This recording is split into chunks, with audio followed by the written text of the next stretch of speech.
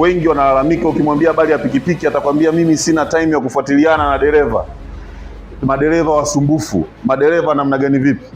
Lakini sisi ukiangalia unakuta sio madereva wote wasumbufu, sio madereva wote wahuni. Tunajua kabisa kuna madereva wastaarabu ambao wanathamini kazi yao, wanathamini wakabidhiwa vyombo na wanafanya kwa uaminifu mkubwa sana. Sasa kuna madereva wengine wanakosa kazi kwa sababu tu hakuna matajiri ambao wanawekeza. Lakini pia kuna tatizo lingine ambalo kuna watu wanatamani kuwekeza kwenye hizi project za pikipiki, kwamba anatamani awe na pikipiki, awe na dereva, lakini kwa bahati mbaya sana hana mtaji wa kutosha.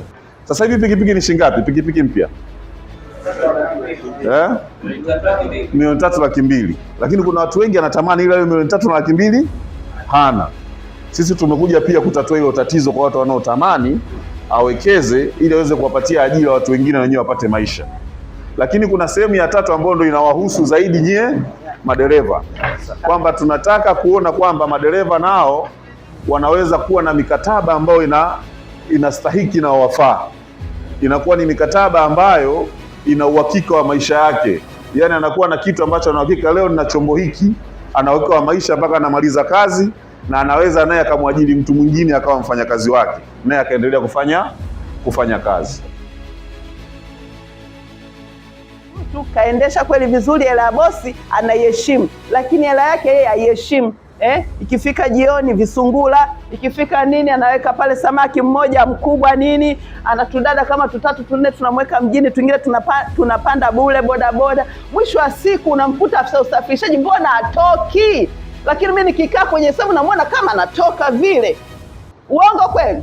Yaani nyie mna hela, yaani nyie ni watu, ila tu hamjaamua kujikubali na kusema kwamba tunaweza. Yaani nyie mnaweza kumiliki hizo nyumba zinazoonekana, mnaweza mkaa na biashara hata 3 4, lakini bado unaendesha kitu chako. Lakini elimu ya fedha, amesema mwenyekiti, haipo. Na mimi nikamwambia mwenyekiti, nataka niongee na nyie, ile bodaboda unayoiendesha iheshimu sana, lakini pia iheshimu maisha yako.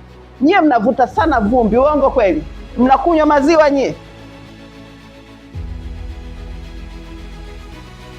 Kwa majina naitwa Henry Kisomba, ni afisa mawasiliano wa benki ya CRDB, kwa nahusika na kitengo cha mikopo.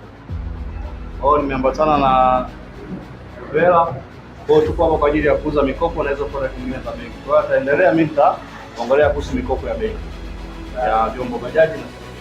Kama tunavyojua CRDB ni benki kubwa, lakini pia tunatoa huduma nyingi. Lengo kubwa ni kwa ajili ya kuhudumia wananchi ambao tunaishi nao katika jamii zetu.